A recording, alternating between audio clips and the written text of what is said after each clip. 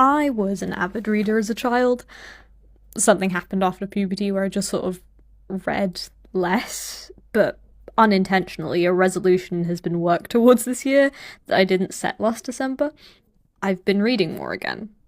Previously, I'd been on and off books over the course of a year, like reading a chapter and putting it off for months.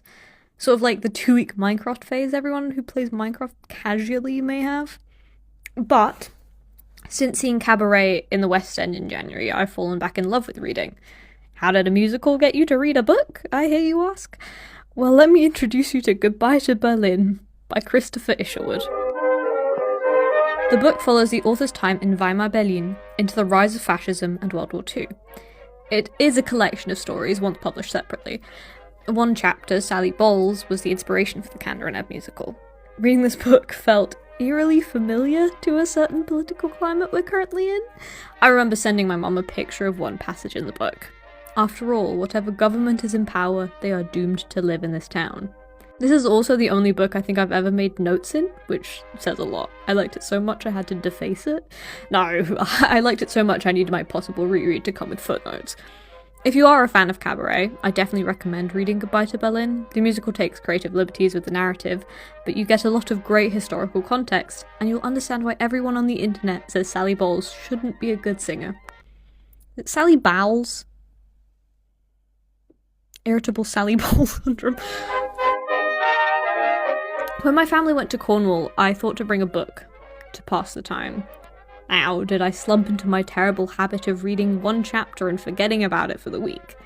Yes, but as we drove back home, I opted to read instead of watch a film or scroll mindlessly to pass the time. Carol, or The Price of Salt, follows Therese Belivet and her infatuation with Carol, whom she meets as a customer at the department store she's working at for Christmas. You may know the film with Cate Blanchett, though again some parts of the narrative were altered from the book. I've not seen it myself, but I understand why Rooney Mara's Therese is a photographer and not a stage designer, as certain parts of the book following this endeavour felt very slow to me. I think my expectations were high, because, and I know you shouldn't judge a book by its cover, the reviews on the back said the romance novel had the pacing of a thriller. This really only picked up in the last third of the book, which was well written, but I have that stereotypical Gen Z impatience that wanted to be satiated. Because I loved Goodbye to Berlin, my mother gave me another one of Christopher Isherwood's books. This being a much shorter book, following the author as he writes the film Prey to Violet with an Austrian director. The tension between the film studio and the production team is seen through the eyes of Isherwood, a bystander to it all. No wonder the film based on his other works is I Am a Camera, as I can clearly see what he describes. I sped through this one, as it's a shorter book, and also because I had to do some research for an essay. Folks, I wrote a silly 3,000-word essay for uni about Barbie, and I'm a little know-it-all about Barbie, so I made that stuff relevant to my costume degree if it killed me. Reading this, I learned about Ruth Handler and the creation of Barbie, and the entire time I was looking forward to the tax evasion chapters, because, well, the doll community always talks about Ruth Handler's financial drama. Did this book help with my essay? Like, 1 or 2 pages, but I still read a book.